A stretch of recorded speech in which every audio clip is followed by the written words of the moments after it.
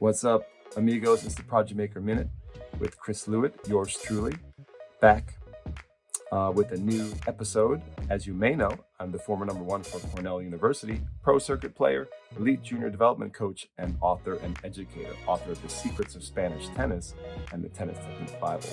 I recently did a video where I said, on the return, you want to rip, don't chip.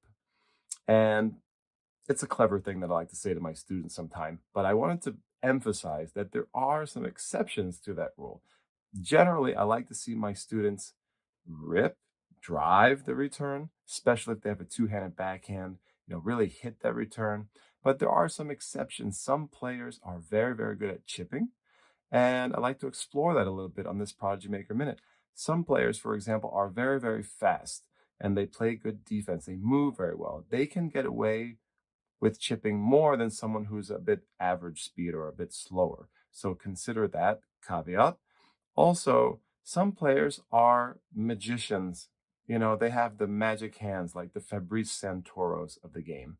And those players will always have a valuable chip weapon. And there's a difference between just blocking a return back, kind of neutral or defensive, and really knifing a return and putting a lot of backspin and making the ball skid. I should also make that clear. Sometimes you may want to hit a slice return, but really knife it. And that's different than just chipping or floating a return back. In general, I don't like to see returns floated back. I like to see them ripped. But there's always going to be your Fabrice Santoros. There's always going to be players who I call magicians, who've got great hands and who are going to use the chip or the slice.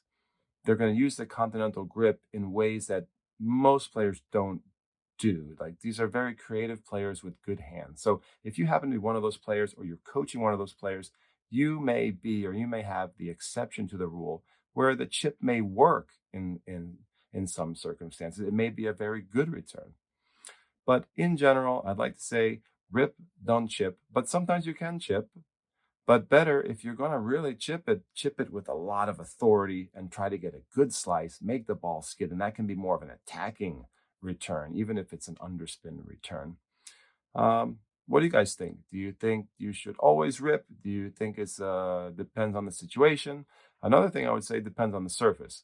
If you're playing on a fast surface where the ball tends to shoot through the court, like we're talking the grass court, indoor fast hard, indoor carpet, the chip and the slice obviously work much better on that type of surface. On clay, which is a lot of times my orientation, having studied so much in Spain, I think it's probably not a good idea in general to just chip a return back. Even the slice doesn't really take as much effect on a clay court.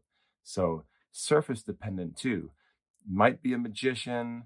You might be able to slice it with more authority. And you might be able to get away with the slice on a very fast court. It may be more effective, but in general, rip, don't chip, except for the exceptions that I mentioned. I wanted to share that with you in case you're one of those chippers out there and you got mad at me for saying that you should be a ripper.